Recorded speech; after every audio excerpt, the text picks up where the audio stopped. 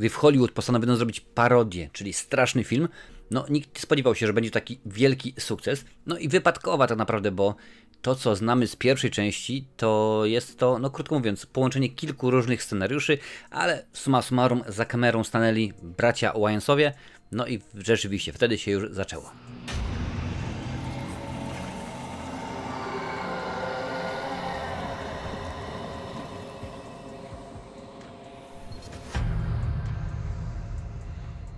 Zaczęło się, ponieważ bracia stwierdzili, ok, no to my bierzemy na tapet horrory, straszne filmy i zrobimy z tego parodię. Rzeczywiście, dawno tego nie było granego, no i wyszło jak najbardziej, wyszło w miarę sensownie. No tą tematem przewodnim, powiedzmy, był Krzyk, który nomen omen tak naprawdę, kiedy Wes Craven pisał scenariusz do filmu Krzyk, tytuł roboczy był straszny film, tak się miał nazywać, bo rzeczywiście taki był pomysł, no ale później się zmieniło. No i bracia Wyansowie nieraz sunęli z tego, że humor w ich filmach nie jest najwyższych lotów, ale akurat tutaj to się idealnie się rzeczywiście udało, idealnie się sprawdziło. 4 tak naprawdę braci się pojawia, bo za scenariusz i reżyser odpowiedzialnych jest 2, 2 się pojawia przed kamerą, nawet 3, jeżeli tak weźmiemy pod uwagę, że może to w drugim części pojawia się Keenen Ivory Wayans chyba przez 30 może sekund, no ale nic najgorzej. Chciano, ażeby to było coś wielkiego, ogromne wydarzenie. No i udało się, bo film zarobił, patrzę tutaj na statystyki, ponad 278 milionów dolarów, więc to są ogromne pieniądze. Budżet nie był taki ogromny jak teraz, więc rzeczywiście okazało się, no proszę bardzo, jest dobrze, kujemy żelazo póki gorące, ale kiedy tworzono ten film, pomysłów było różne mnóstwo. No, na przykład bracia stwierdzili, że fajnie byłoby, ażeby w jednej ze scen zamknięta w szafie pojawiła się Jamie Lee Curtis, no wiadomo, znana z filmów m.in. Halloween, serii Halloween, no ale niestety okazało się, że no bardzo mi przykro, terminy nie pozwoliły, a Jamie Lee Curtis również chciała. Miała się również pojawić Jennifer Coolidge, czyli matka Stiflera. No niestety nie zagrały terminy, a do ról głównych, czyli oczywiście wiadomo, że chodziło o Annę Faris i Regina Hall, najpierw poproszono, ażeby wystąpiły Alia. Nie, dziękuję bardzo, taka piosenkarka była wtedy znana, stwierdziła, że nie, to nie jest dla niej, oraz Alicia Silverstone stwierdziła, nie, dziękuję bardzo, nie jestem zainteresowana.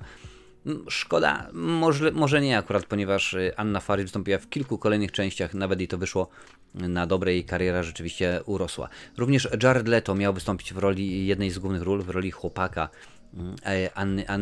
Anny Faris, no ale się okazało, że bardzo chętnie i jak najbardziej, ale w tym momencie nie dam rady, ponieważ kręcę Requiem dla snu Aronofskiego.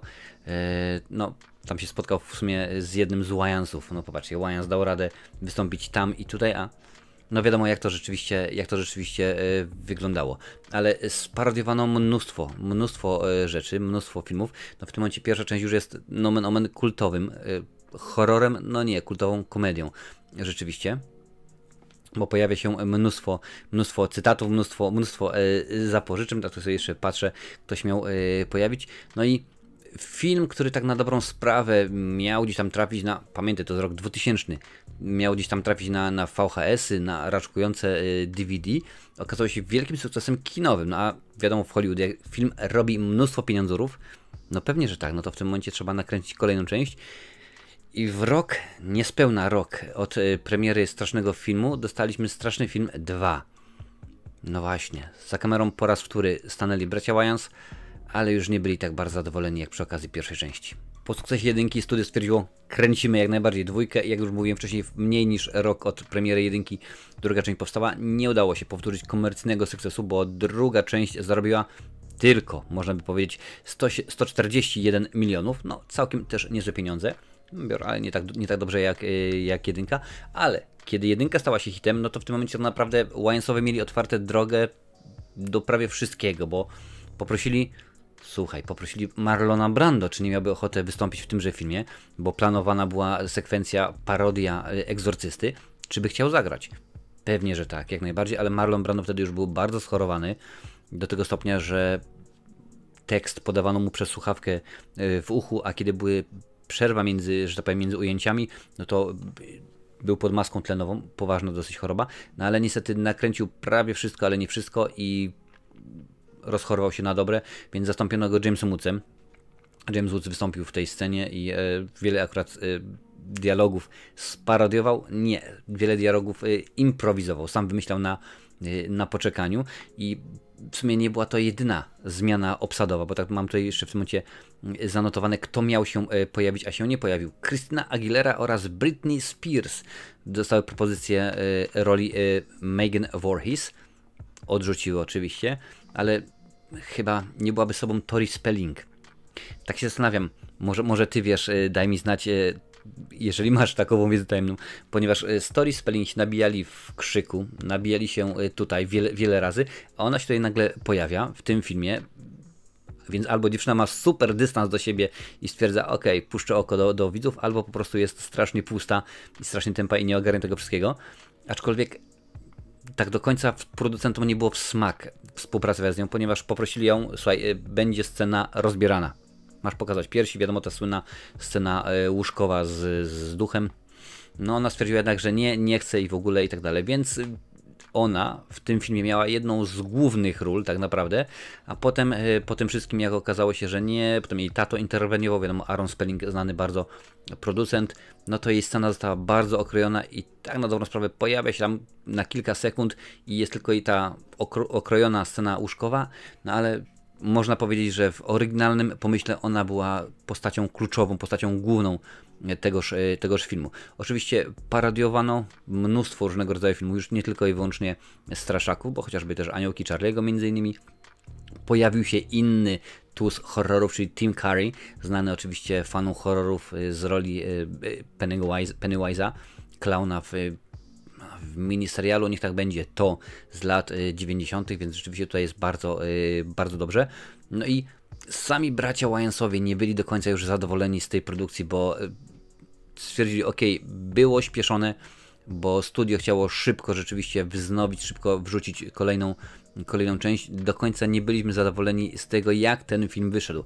A jeżeli weźmiesz pod uwagę, że to są bracia Wyansowie, których produkcje nie odznaczają się wysoką jakością, super świetnym, wysublimowanym humorem, wyczuciem taktu, no to chyba mówi wszystko na ten temat, więc rzeczywiście zrobili ten film, on zarobił trochę, postanawiali już nie wracać do trzeciej części, tam akurat już całkowicie inna ekipa wzięła tęże produkcję, tak jakoś wyszło i stwierdzono, ok, może będzie nie najgorzej. Również miał się pojawić w tym filmie Charlton Heston w roli ojca McFeely. Mówiłem wcześniej, to była rola Marlona Brando, potem przeszła na Jamesa Woodsa. Nie udało się. Okej, w porządku. Nie było więcej tematów.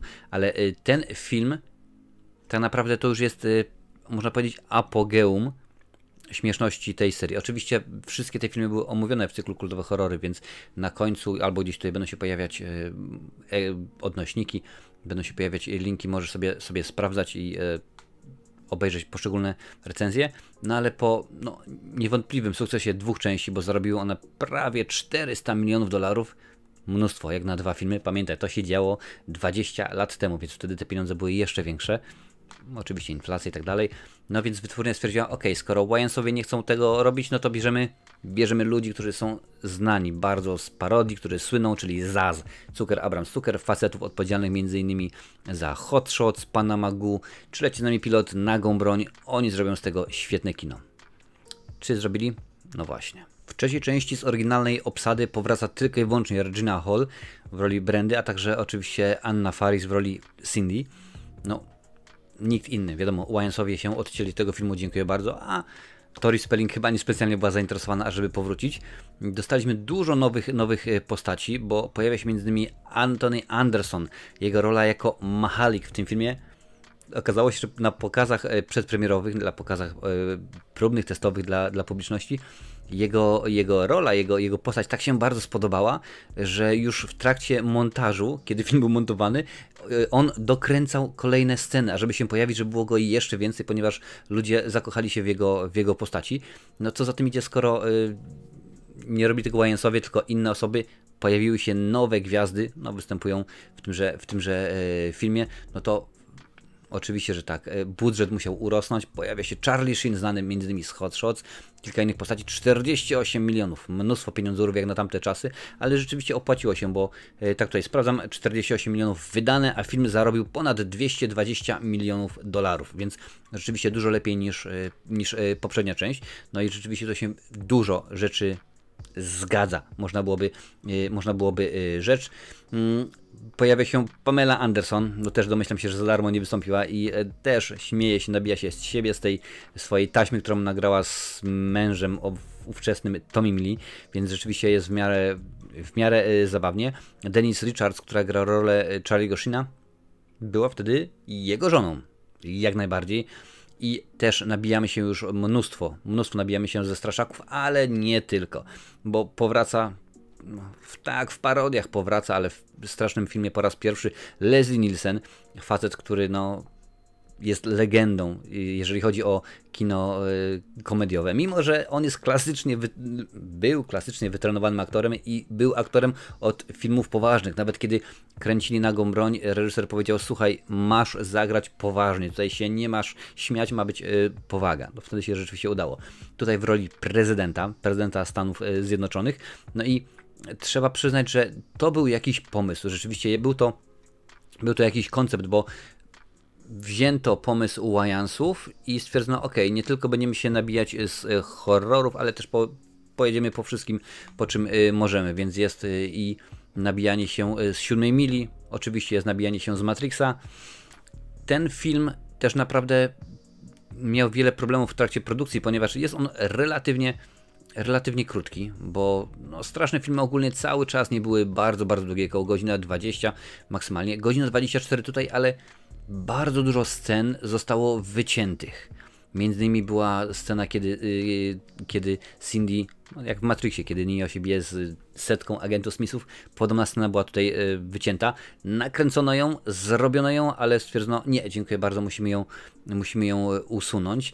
Nabijają się z różnych innych filmów typu I Still Know What You Did Last Summer, czyli koszmar minionego lata, koszmar poprzedniego lata i ileś tam tych oczywiście koszmarów, więc teoretycznie nie jest najgorzej. Ludzie pokochali ten film, a dobrze wiesz, że w Hollywood jak wszystko się zgadza, głównie włoska firma Mamonna, Casucci i Szmal, no to kręcimy kolejny film, kręcimy 4, co jest ważne.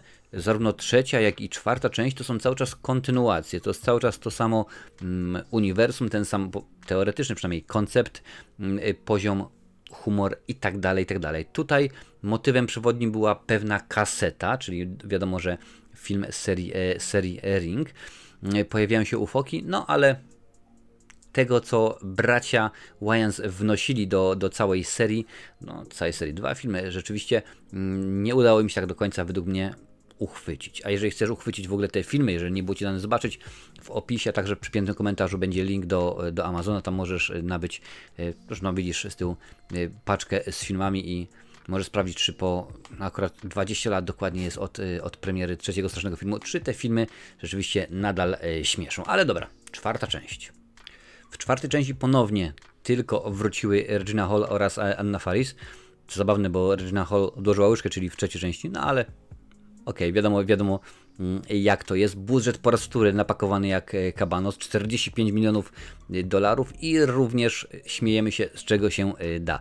Tutaj za pomysł, za temat przewodni, to w tym momencie chciałbym powiedzieć, że Wojna Światów, ale tak naprawdę jest i Klątwa, jest i Piła, więc rzeczywiście dużo tych rzeczy, ale stwierdzili twórcy, to tutaj pomieszamy już kompletnie, wszystko wrzucimy, co się tylko da, co tylko będzie można, jaka tylko osoba jest, to będzie.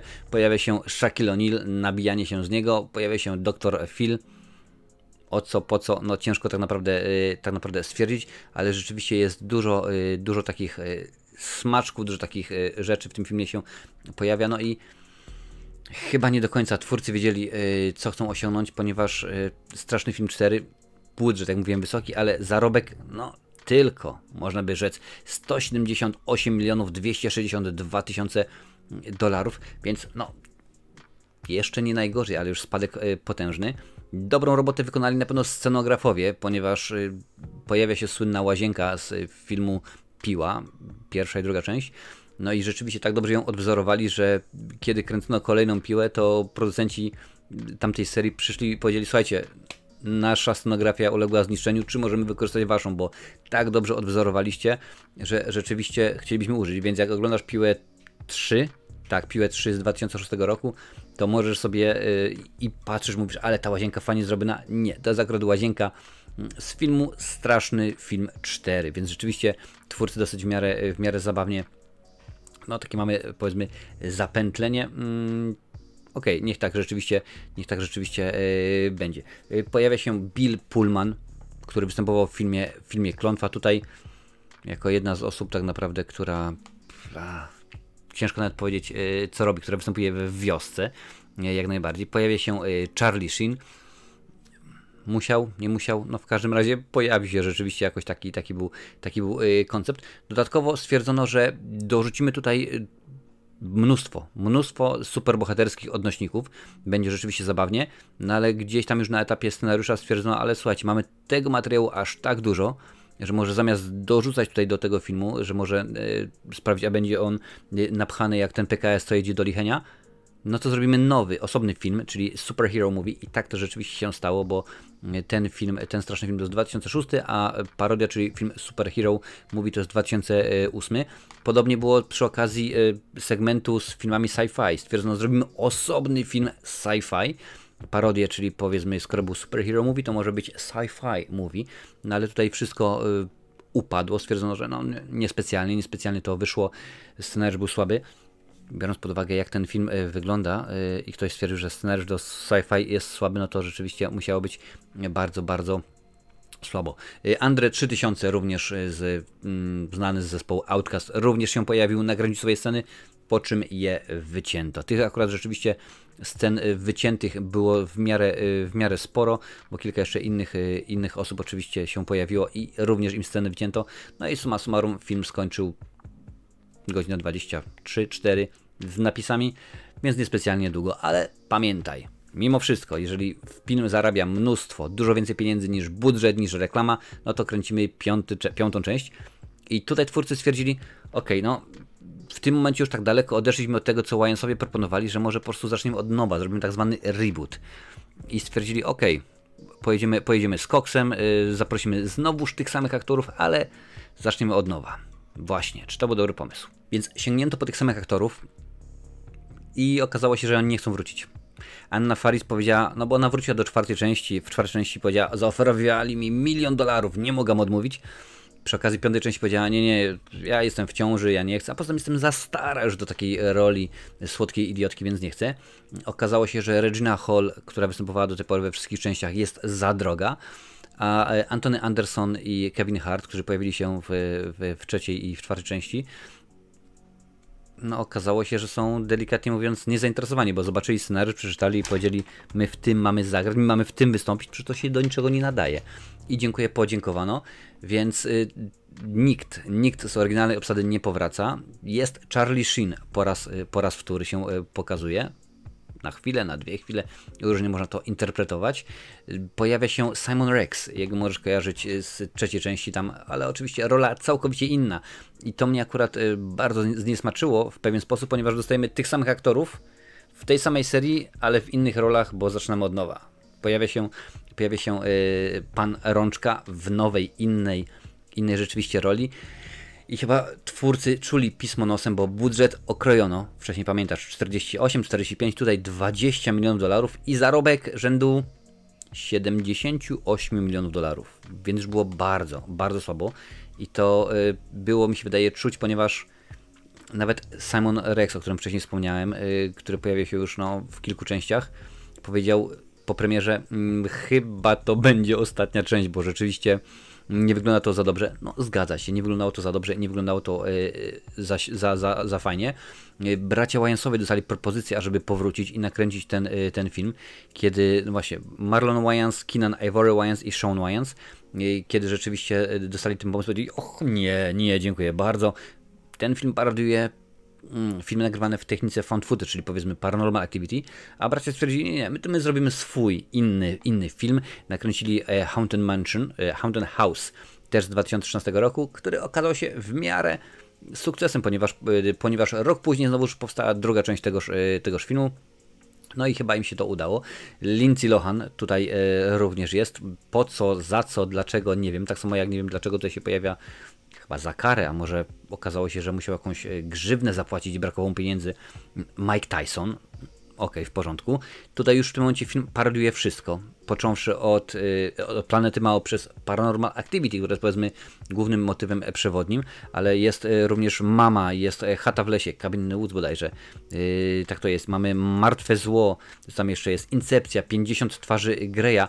No i nie wyszło to za dobrze. Jak mówiłem wcześniej, budżet w miarę duży, pieniędzy w miarę mało. I od 10 lat straszna seria jest martwa, nie straszy, a najgorsze, nie śmieszy.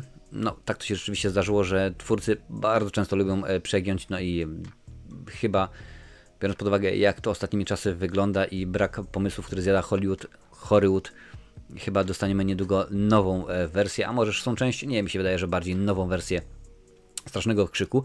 Oczywiście jestem tobie winien również listę filmów od najgorszego do najlepszego, więc lista nie będzie zaskakująca. Na miejscu 5, mamy 5 części oczywiście, jest Straszny Film 5, najgorsza część, po prostu nie dająca się do oglądania. Dość powiedzieć, że zbluzgałem ją dosyć strasznie, więc tutaj jest rzeczywiście bardzo źle. Na miejscu 4, część 4, bez zaskoczeń. Na miejscu 3, część 3, niespodziewanka, supraśl. Na miejscu 2, część 2, tak jak najbardziej. I te 4 części, czyli 5, 4, 3 i 2, odradzam. Nie polecam, według mnie nie są one dobre, nie są one zabawne. O straszności nie mówię, bo to nie tego typu filmy. Mimo że jest to cykl kultowe horrory, no ale głównie dlatego, że to jest parodia straszaków, a przynajmniej była na początku. No i na pierwszym miejscu oczywiście pierwszy oryginalny film braci Wayans. Jak najbardziej polecam, bo według mnie jest to w miarę sensowna komedia, mimo że bardzo się te filmy zestarzały, również pierwsza część. On się, można powiedzieć, zestarzał najmniej, jeszcze akurat najwięcej pomysłów było, najlepiej to wyglądało, najciekawiej i no co tu dużo mówić. Rzeczywiście warta jest obejrzenia pierwsza część, a jak inne filmy braci Wayans, no to o tym może powiemy już za czas jakiś. A więcej kultowych horrorów, więcej recenzji, proszę bardzo, tutaj, tak jak najbardziej. Tego wszystkiego jest całe mnóstwo.